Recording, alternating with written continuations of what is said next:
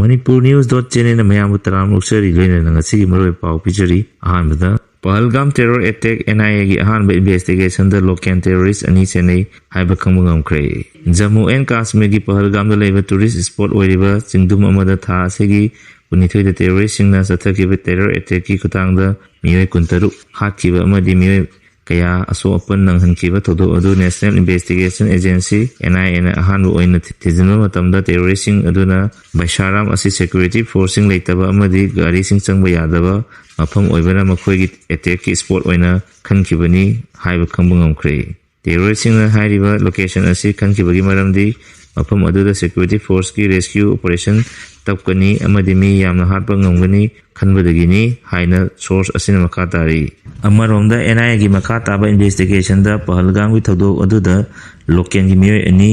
Anannatagi Abdul Guri amasung Sopordagi Asip Sheikh Chennai haiba khambungam kre haina source asina makha tari NIA na local police na pirakpa sourcing the yumpham oiraga makha taba investigation chathaba leptri Pahalgam thodoki investigation tawriba NIA team aduda Inspector General 11 officer rank amana lusingduna Jammu and Kashmir policing na su chauna mateng pangli matam-matamgi matung ina thodok asigi makha taba investigation asi the Federation Anti-Terror Agency na pirakpa yabagi oitokpasu lei hairi source asina makha tardana hai Pahalgam terror attack aduda Pakistan amasung Kashmiri terroristing aduna lam koibal lagbosing aduda attack chathaba matamda makoina upliba headman sing da camera panduna attack sing adu film nam kibagi kudam changdam sing lei hairi chathage be attack aduda terrorist taret amadi ani amana local sing aduga manga amana foreigner oiramgani haiba thajanari makoi sing asi TRF underground gi mating loina attack chathajingi mangjuna mafam aduda leikhiba oigani hairi terroristing aduna namit aduda camouflage ki phizol amadi pathani setuna Baisharam chingdum aduda laktuna American saba M4 carbine assault rifle amadi AK47 rifle sing sinadana lam koiba lakbo sing aduda attack tawkhibani hairi tawdo thupumdagi kapthokraba nongmai toning yangkai dagina humdra phawa namit adugi nimidang wairamda phangmamki namit aduda terroristing aduna lam koiba lakbo sing hotels oina thamkhibo loina nupi angang sing mafam adudagi chatkhinaba khanki maduga tungda terroristing aduna lam koiba lakpa nupa sing masak maming khangtolo matung yamanakpa range dagi nongmaina kaptuna attack tawkhibani haiba source asina makhatari intelligence officer amana phongtora kibida nongmai kapkhiba adu mi kantolaga kapkhibani maramdi terroristing aduna nupi angang sing kantoktuna thamki terroristing aduna India romda lakhibagi lambi gi matangda paladuna hai terroristing aduna border da leba jingyang da lalaga Jammu region gi B shape oiba line of control dagi changlakhibani hai river region asi Pakistani troops singna toina deploy taw phomni maram aduna mafam asida infiltrate tawkhiba terroristing thingbada khara wana thoki adubu terroristing aduna South Kashmir region phawraga mafam aduda yorakhibani haina source asina makhatari makata ba update India gi air space the Pakistan gi airlines private thingkre India government India gi air space the Pakistan gi private thingnana ba khanba hokre kongtang asina Pakistan da base towa terroristing na Jammu and Kashmir gi Pahalgam da terror attack gi chatadana miwei kuntaru hakro matungde Islamabad da India airlines sing Pakistan gi air space da paikhiba thingkhiba asigi pakhum oina New Delhi na local khongtang amani hairi India government gi anoba khongtang asina Pakistani airlines sing na tangai fadana South Asia country sing da paiba matamda China natraga Sri Lanka gi air space da paiba tabani haina source asina photorali adubu Pahalgam attack tokromatung attack torakpa yai haiba khanbadagi Pakistani airlines sing mangjuna India gi air space sing da paiba lepa hokrabani official source amana photorakpada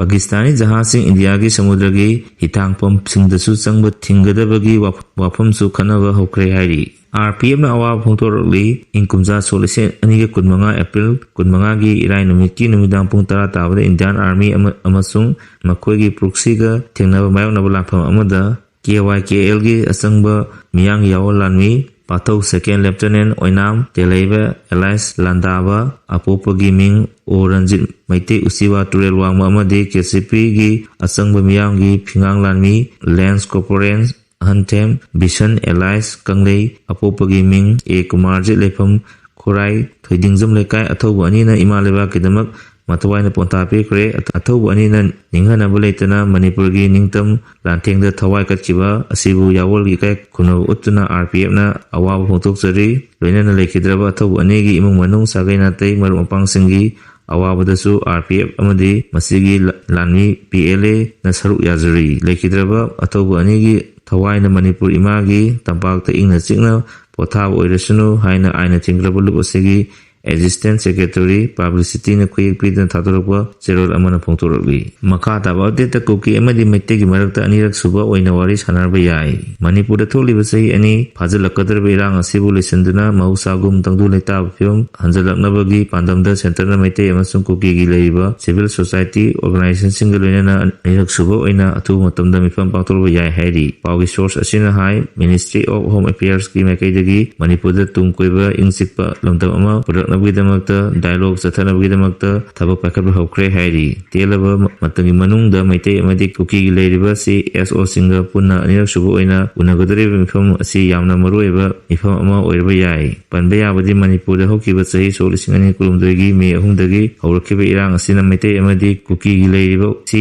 SO singna hanba oina punna hokiba April 5 da New Delhi da mifam pangthoki hairi mifam adu da All Manipur United Club Organization Federation of Civil Society Organization amasung Kukizo Council amadi Zomi Council na saruk yakibani center gi site hairi mifam adu da interlocutor AK Misra amadi Manipur lenga ki oina Manipur Chief Secretary Mosinki adu hairi mifam adu da thoidona masang oy wari amata lobangam da listenkibani hairi mifam adu da saruk yakiba amuko gi president Fairujan Andolwa na mifam adu pangthola matung pangmisinga unabada hairi mifam adu Ministry of Home Affairs ki makaidagi Manipur da tangdu leitama hanjanabgi damakta pandamda roadmap ama oina punna point taruk yawa resolution ama puthorki higher point taruk adudi lenga ki makaidagi khulai thadotna miyamda appeal tawudan amata oina lupsing asigi makaidagi appeal tawinaba national highway da free movement yahanana ba makai anina thabuk lokotpa lana maram oidan relief camp singda lanjinaduna leiba IDP singbu masagi mayumda hanjanhanaba thabuk pakatpa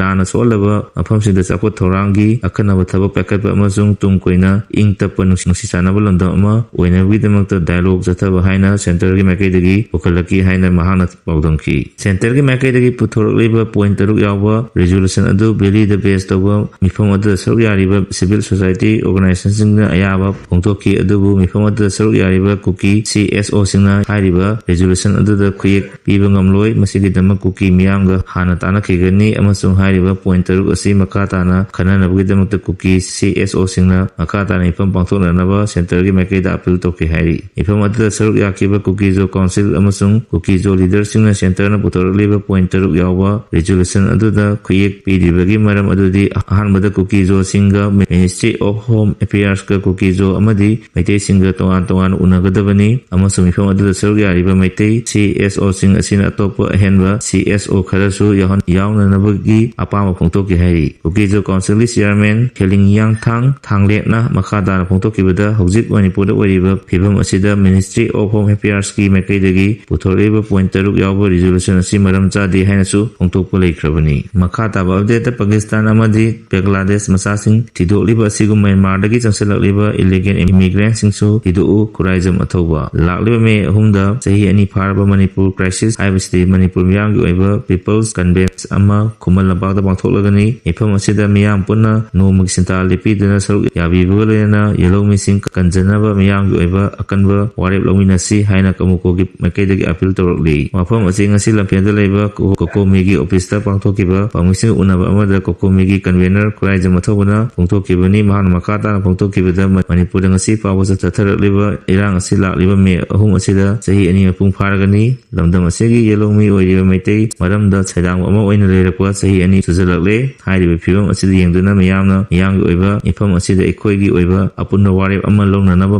pandam su thamli hairiba asigumba numit asi lamdam asigi tongan makhalgi sinta pairiba singna nomugi sinta leptuna miyamgi oiba mifam asida saruk yabinanaba wafam thamladuna maitai khaknatana lamdam asida khundariba kanglup phuruk singnasu punna saruk yaduna miyamgi oiba wakalon sing phongtoknabagi wafamju thamlaki oi phibam asida India government gi makaidagi tabak amada pangthokpa udaba amadi loisanbagi phibam di lairadana มิยามได้เห็นจำนำหลักธรรมลีตรงอันพรุษสิงห์หรือสิงห์สิงห์ลำดับอาศัยได้เลยว่าข้างไอสิงห์ IDP สิงห์สุพุนนะยาวระกับทุกตัวที่เป็นผู้อาศัยได้อาการบวารอมาโลหกสีเลยบ้างมาไม่จุ่มนับหัวนับว่ามิยามนำมาเต็งปังวิวมิยามที่ฮักพังนับว่าปุ่นพิเรบอมาโลระกับอินเดียเลยงากตัวสันจิให้กี่นักละมุลำดับปังวิชินหังบัวหังกิปักคุมพิเรดนะคนไร้จะมาทุกวันมาขาตานะให้อินเดียเลยงากนะมันญี่ปุ่นทุกลีว่าคอนฟ lict อาศัยก็ไม่อาศัยก็กาสมีทุกลีว่าคอนฟ lict อาศัยก็ยามนักแข่งนะว่าโอ้ยน้ำมันนะแต่ว่ามีอย่างใดอย่างลีว่าอาศัยมักหลายบักทีวันนี้กาสมีทุกลีว่าทุกตัวแต่เดี๋ยวเลยงากนะทุกวันเด็กเซลล์ก็ตัวนั้นเทวริสิงห์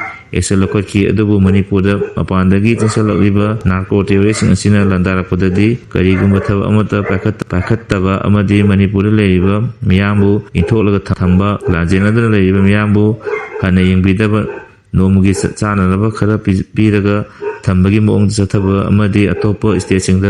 ตกปทดุตนะ Prime Minister มาซาซะละก็ยังฉันบ่ดูก็มันญี่ปุ่นแล้วนงพอบ่หลักคิดบ่สินะเห็นมิยามดะสองนิงบ่เฮลลิบนี่ให้กี่มางนะให้พมินะก็วาริสานะบ่ฮูจึงไงดะมามางดะอินเดียเลงานะขอรกเลบิอิรังอสิกุมนะขังบ่ทกไตไม่เลยทุกตนะเลบิกิมหุตะTolibe isu asigi sabsa warishin purak na ba thodang logo devani Pahalgam attack matung de India gi state kudimukta Pakistan amadi Bangladeshi masasing leibra khantok na ba lokhalak liba khongtang asi apabu khongtang ni adubu Myanmar dagi changsalak liba illegal immigrant sing chu khangdok na ba miyeng thamgadabani haiki miyam da nungai taba chamna ba kya ama poaliba asi athubada leptuna thabak akaba matam oire haina su mahan makata na phongtoki paw sigle na asigi dimaru paw pijaba matang asile lojere makata ba update kidamak mayam punang aminasi loina na channel asibu nungsi video na like amade subscribe to biramu